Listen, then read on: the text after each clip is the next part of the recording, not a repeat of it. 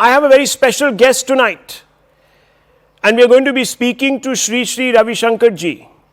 Despite the biting cold, it appears that a sea of faith was lapping the holy ground of Prayagraj. Over 3.5 crore devotees, including seers and saints from different akhadaas, took the holy dip at the Sangam, the confluence of the Ganga, Yamuna and the mythical Saraswati rivers. It happened on Makar Sankranti, and I want to bring in Sri Sri Ravi Shankar ji, and I want to ask him a little bit about the events that we are seeing unfolding before us. Sri Sri ji, I don't know if you are familiar, but this Maha Kumbh is the most trending subject across the globe. From Pakistan, UAE, America, Australia, people are very curious about this massive outpouring of Sanatan Dharma values. So I want to ask you, why are people coming from such locations? What is it about Maha Kumbh that is attracting so many people, the curiosity of so many people? Kumbh is the spiritual glory of Sanatan Dharma, and it showcases like nowhere else on the planet, where the believer and the siddhas, those who have perfected the art of spirituality, have all assembled in one place. It happens once in 12 years, and it's a cultural, spiritual event. Of course, the world is looking for such an event. And when so many people are coming, the logistics which has been made, provided by the government there, both central and the state government, the arrangement that has been made is stupendous. I mean, this is something of a case study for the world. The world is at awe in seeing the capability of India to conduct a program like this with such ease. Sri Sri ji, what is the overall significance of Amrit Snan that took place today? Can you help us locate it? See, the two rivers, Ganga and Jamuna, signifies, one is knowledge. Ganga signifies knowledge.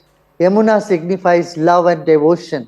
When they two merge, then Saraswati, the awareness, Pragya, who is the symbol of Pragya, that automatically, which is not seen, but it is there. And this confluence of Triveni is where it's an internal process. It's something that is happening in a human being, where the Ida, Pingala, Sushumna, the three nadis merge, where the ethereal presence of spirit within themselves. And Kumbh Snan is said that our sins are just only superficial.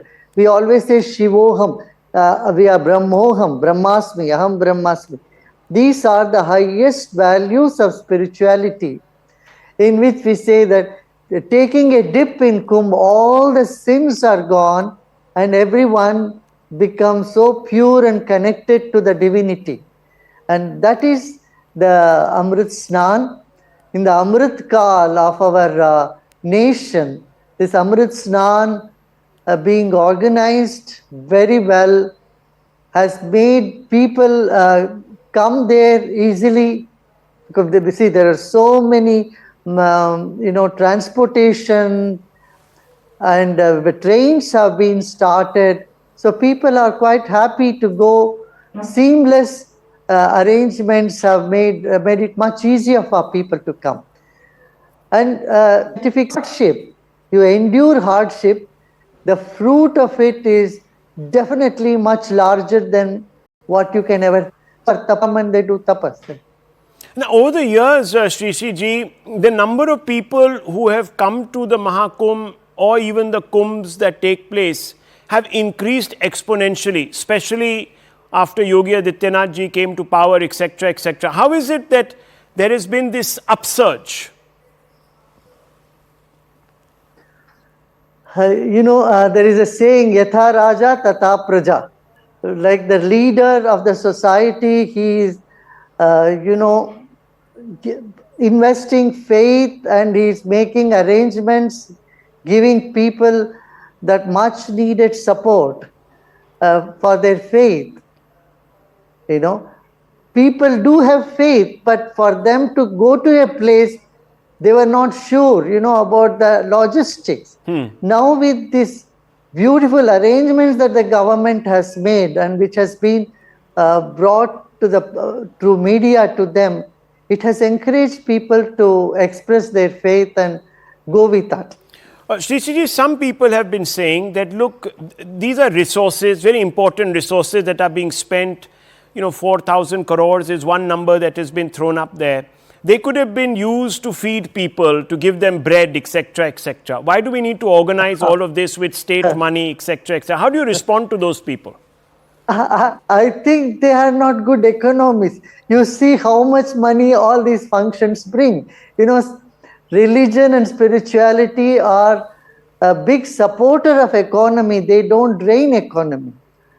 Anywhere in the world, festivities always increase the business and bring more prosperity to people.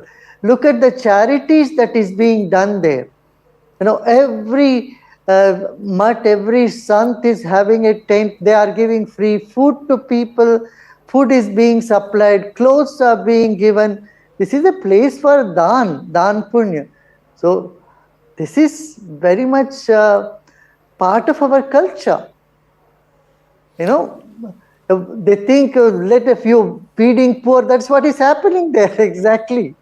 Or people who have never came out of their villages, who are whether poor or rich, they all come there, and people are helping them to come and have a wonderful time.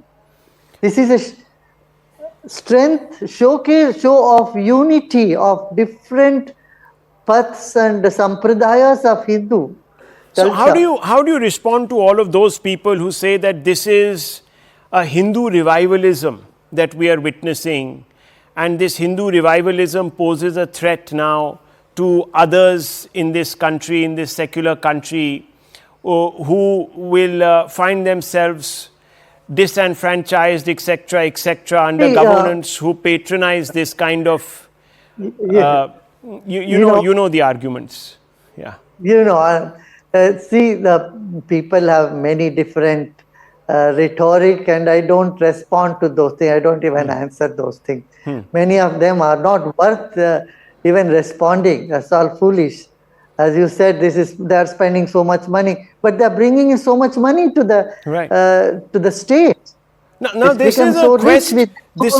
This is a quest for salvation also. You talked a little bit about cleansing, etc.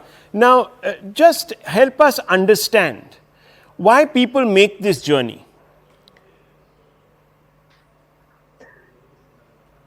Well, why should they not make when they see that there is a confluence of faith and traditions, and it has been a matter of faith from the ancient ages. From ages, people, their parents have done it. Why would they not go? Everybody, whatever caste they are from, or whatever they are, faith or whatever sampradaya they have been following, they've all come together.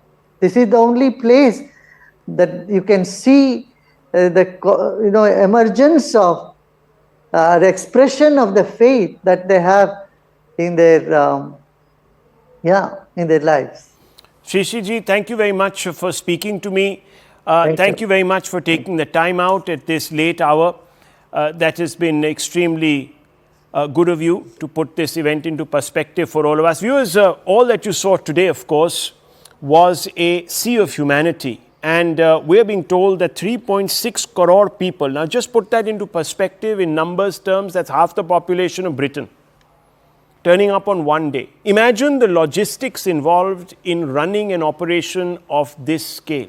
Daily, they're expecting more than 1.5 crore people. And over 45 days, they're expecting somewhere in the region of 40 to 45 crores people. And they are all of the opinion, at least the UP government and others from the trade associations, etc., who are saying that this kind of huge outpouring of spirituality, etc., is not without attendant consequences, because there will be a boost, long-term boost to the economic prospects. And by pulling this off, by making this event a grand success, you're inspiring confidence in hundreds and thousands of other devotees to take pride not only in their own customs, but also show up and honor those customs, which in itself is a long-term compact between people and their traditions and their faiths, and of course this part of Uttar Pradesh. In fact, if you really now look at the 3 or 4 emerging circuits, you have Prayagraj,